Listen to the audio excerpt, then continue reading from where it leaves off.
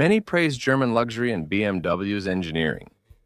As you can see in this week's BMW M5, everything looks great.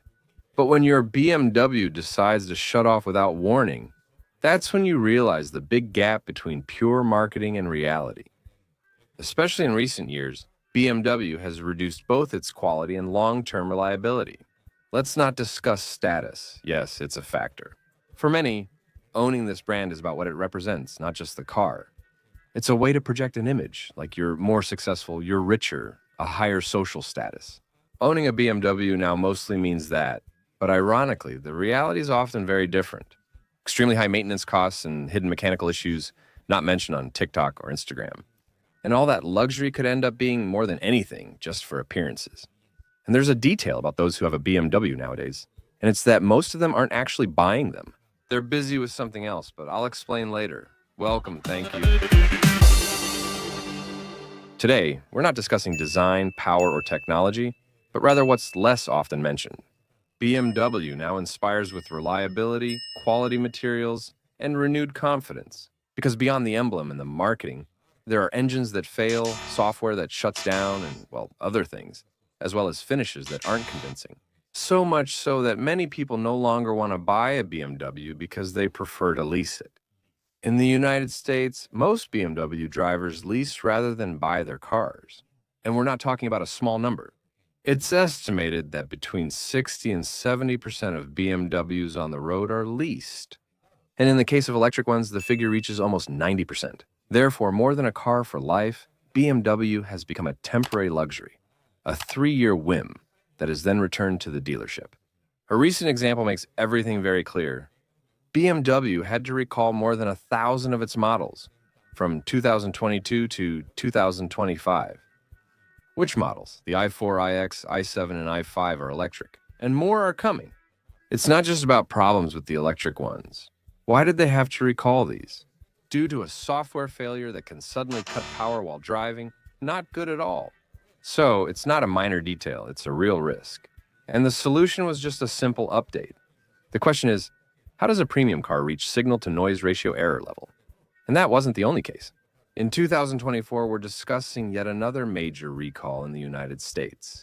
More than 720,000 vehicles were recalled because the electrical connectors of the water pump system were not properly sealed and could cause a short circuit. We're facing major problems, but no accidents were reported. But the scare of thinking that your luxury BMW could catch fire really isn't exactly the best thought you could have, or the thrill you want when driving your BMW. Even BMW's popular X3 SUV, which I know you like, was affected. From 2022 to 2024, the rear door locks were found to violate safety standards. Something as basic as a lock ended up putting BMW back in the spotlight, on the list of problems again. Clearly, this doesn't apply to all BMW vehicles. For example, this M5 is the fastest sedan in BMW's history. It's really good and all, although I found some flaws, but I'll leave that for another video. This video is about the topic we're discussing, about BMW's reliability and problems. But first, if you're enjoying the video, give it a like, it doesn't cost you anything. And subscribe to the channel where I have news. Valuable information like this, as well as reviews, test drives, exclusive events, accessories, and lots of good stuff on the channel. So subscribe and welcome to the community. Let's continue. If we look at the reliability rankings, things don't get any better. A recent analysis ranks BMW 30th out of 32 brands, with only 2.5 out of 5 points putting it near the bottom.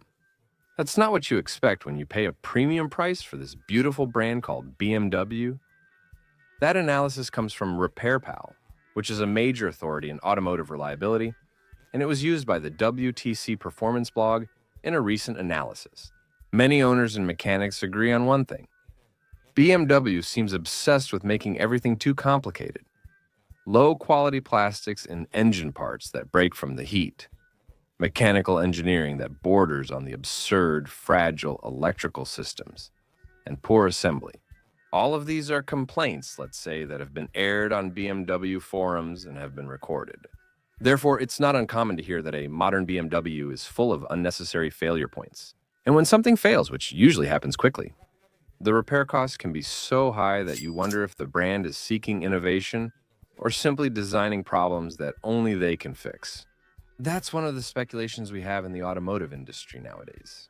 If they're designed that way, vehicles are no longer made like they used to be when they lasted a long time. But now we know that many start to report issues so that you take them to the repair shop. And so this business keeps going, keeps turning, keeps working. That's the reality. Looking back, there's a long list of engines with bad reputations, like the N24 cylinder turbo.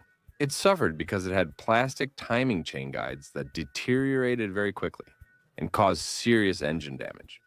The N47 diesel had problems with the timing chain and premature wear that ruined the experience for thousands of owners. And the famous V8 N63 with its architecture became a headache due to multiple mechanical failures and ended up in class action lawsuits. A real big problem. And also the S85, the Dream V10, ended up being a nightmare, with bearings that wore out prematurely, solenoids that failed, and faulty actuators that made the glory last very little, causing major headaches for their owners. As if that wasn't enough, there are also spontaneous fires, cases of cars that exploded while parked or even while driving. A well-known woman in the United Kingdom, yes, but it's worth mentioning. She recalled her BMW catching fire with her daughter inside as a reference, and even police forces had to suspend the use of some BMWs after these serious incidents occurred, related to electrical and engine failures. That's no longer an image problem, it's a trust issue. What does it create?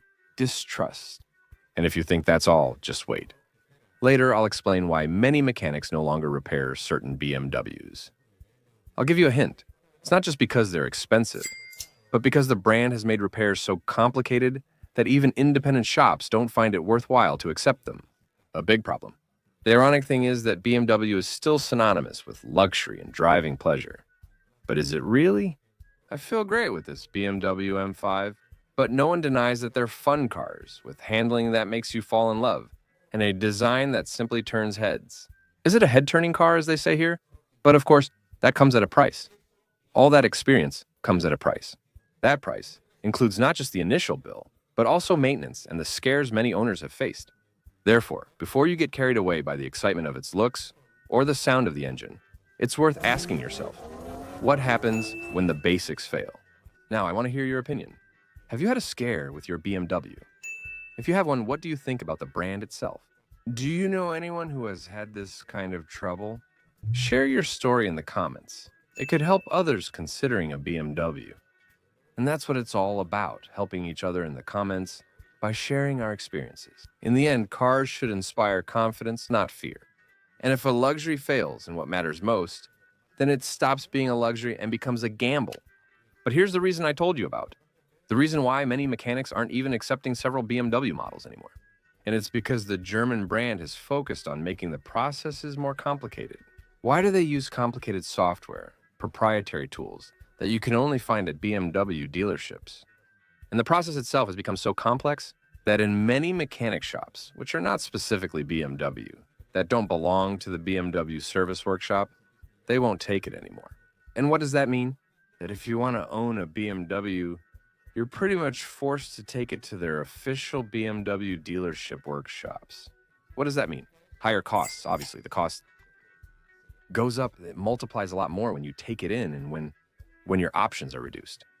Because the nice thing about it is having options. If you can't or don't want to take it to the brand's dealership, you can have the option to take it to other dealerships. With many brands and models, you can do it freely. But in the case of BMW, it's a little more complicated. All right, I invite you again to share your experience as a BMW owner, if you've ever had one or have wanted to own a BMW. It's a great historic brand. We also know, as I've mentioned in this video, where does it fall short? Since nearly everyone does. All brands and manufacturers have weaknesses, including BMW.